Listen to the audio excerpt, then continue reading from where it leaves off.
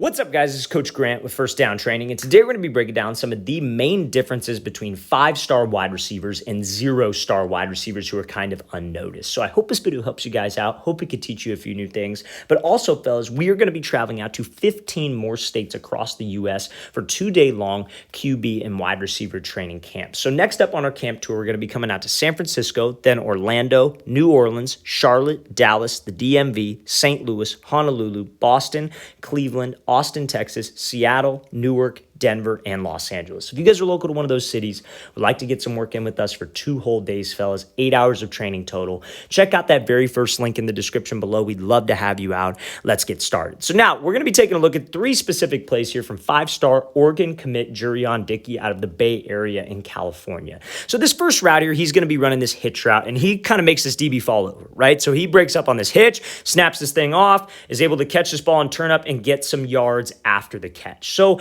I think one of the main things that so many wide receivers don't get in terms of when they're trying to put together their highlight tape that they want to send out to college coaches is that 5-star guys, the difference between them and everybody else is they make these explosive plays. So he comes out here, he snaps down on this route. Obviously, we make the DB fall. He ran a good route. But a lot of wide receivers can do that exact same thing. They can run a good route. They know how to run a good route. They get separation. But it's what happens when the ball is in their hands that'll make a college coach kind of step back and go, wow, that guy can flat out play. That's what we're looking for at those Power 5 schools. So when he catches this ball, it's not, okay, let's just catch this ball and go to the sideline and get tackled. And now some of you might have plays like that, and that's okay. That's not like the end of the world. I am just saying the difference between that 5-star guy and that guy who's maybe unnoticed, or maybe if you're a younger guy and you want to play Division I college ball, these are the plays that you have to make. You have to make people miss because these are the plays that we don't expect you to make. That play, when it's drawn up right here, should be maybe a 5-6 yard gain. Whenever we call a hitch route, if I'm an offensive coordinator, I want a 6-yard, 5-yard gain. That's it. Where it's a first down play, we just want to move the chains a little bit. So if you can turn that upfield and make a big play, that's a highlight, not catching the ball and just falling down. Okay, fellas? So I'm going to play this again full speed. This is a great router from Dickey, showcasing that he has a great ability to be explosive with his routes. He knows how to actually run routes, but also make people miss. Now, another thing that I want to point out to you guys too, fellas, before we look at this next clip here, I want to point out that 5-star ranking does not matter. At the end of the day, if you want to play college football, you just need one school to believe in you. You don't need 25, 26, 27 offers. Like, yeah, it looks cool. You know, it's great to have that kind of hype. It's great to have those kind of accolades. But at the end of the day, if you can make big plays on film and you get one school to just say, hey, we like that guy, that's what you want. And this is, I'm telling you guys, this is the difference between a 5-star guy and a guy who's unranked. Imagine what we can do if we're an unranked guy, but we get that every college coach wants to find that diamond in the rough player. These are the things that you have to do to really stand out, especially if you're undersized, especially if you don't pass the eye test. Okay, so now back to this thing. We're going to be talking about Dickey right here. He's running this slant route. So this is another example of an explosive play. A lot of people ask us all the time, what does a college coach look for in a wide receiver? What does a college coach look for on film? What plays should I put on my film? These types of plays, he just took, this play concept is a flat route and a slant route. That is probably one of the most basic plays that any offense can run in any type of playbook. And he catches this slant on that play concept and takes it freaking however many yards, 70-yard touchdown, 65-yard touchdown.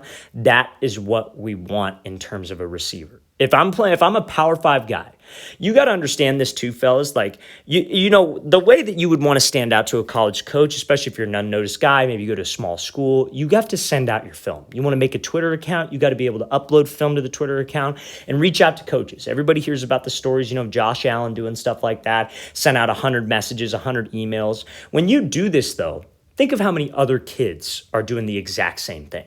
That what's going to make you get noticed is having plays like this within the first 2 to 3 plays, because that's probably all you're going to get from a college coach. He will probably watch 30 seconds to 1 minute of the tape because he has 1,000 other DMs and if he even opens your DM, number one.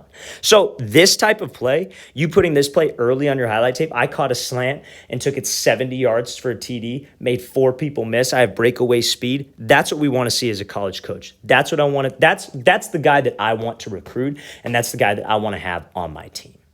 Okay, so now, last but not least, what I want to talk about here is you got to be able to make the plays downfield. So if you're a guy who's, wanting to play college ball, wanting to get recruited, anybody can catch a hitch route. Anybody can catch a slant route.